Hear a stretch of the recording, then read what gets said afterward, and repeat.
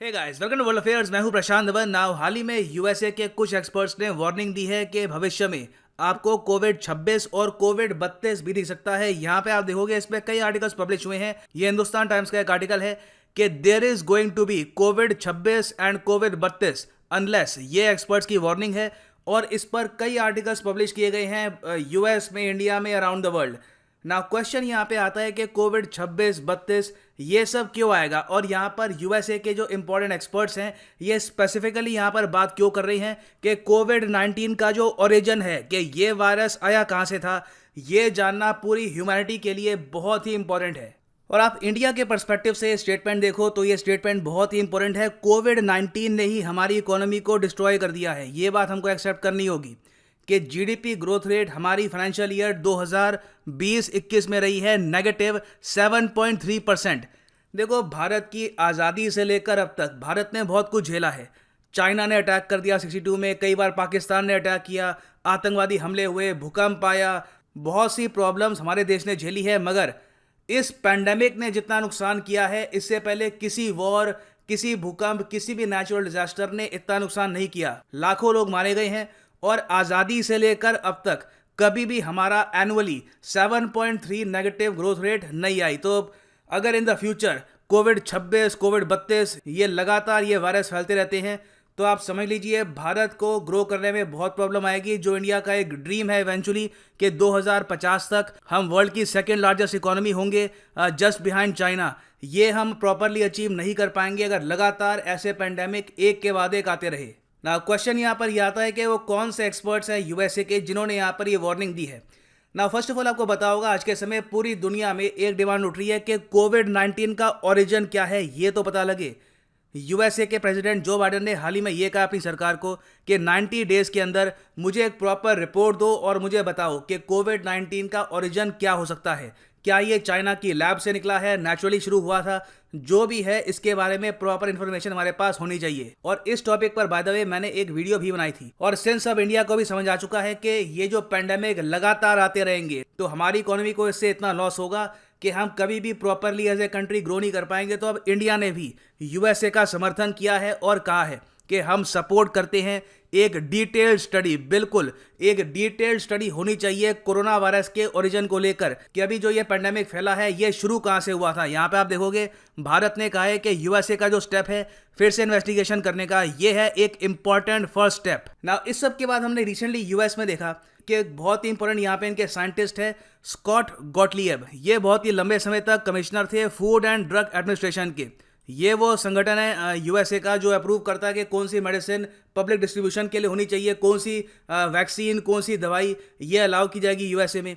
तो ये कमिश्नर थे यहाँ पे। अब ये रिटायर होकर काम कर रहे हैं फाइजर में। फाइजर के बोर्ड में ये बैठते हैं आज के समय।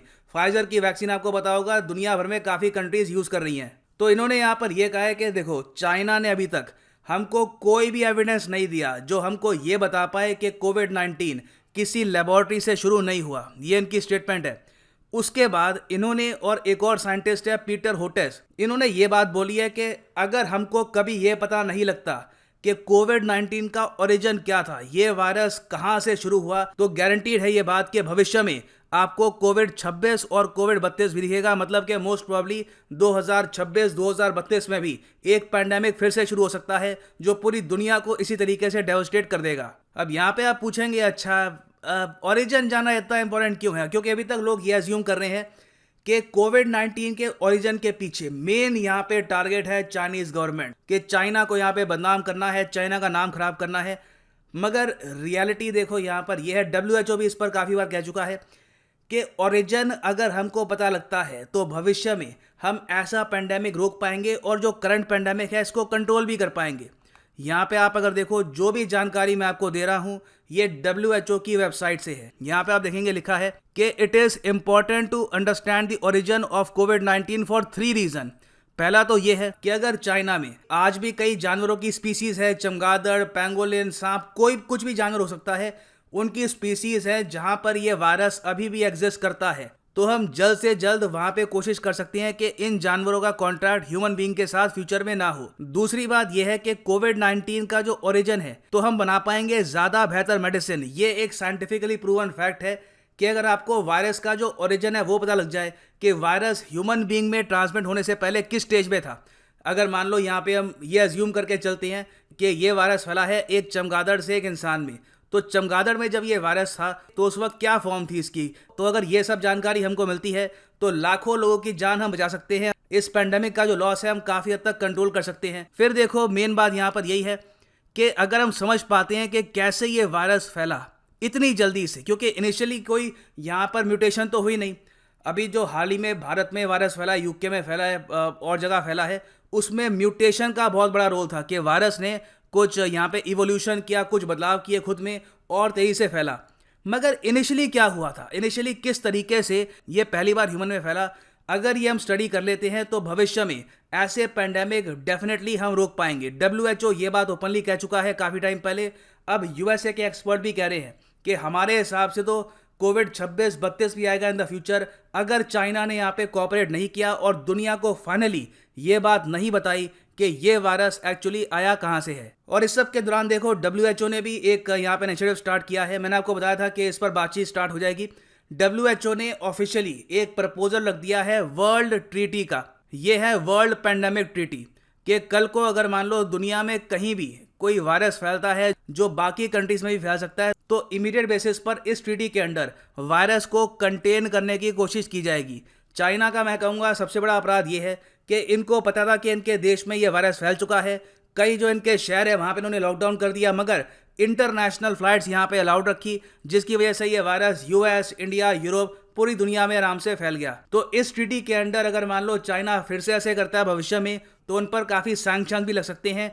ये treaty to be honest WHO ने डिज़ाइन ही ऐसे करी है कि चाइना इस टाइप के स्टेप्स फ्यूचर में ना ले पाए। और इंटरेस्टिंग बात यह है कि हाल ही में वर्ल्ड हेल्थ ऑर्गेनाइजेशन के अंडर जो WHA है, वर्ल्ड हेल्थ असेंबली, इनकी एक बहुत ही इंपॉर्टेंट मीटिंग भी हुई है।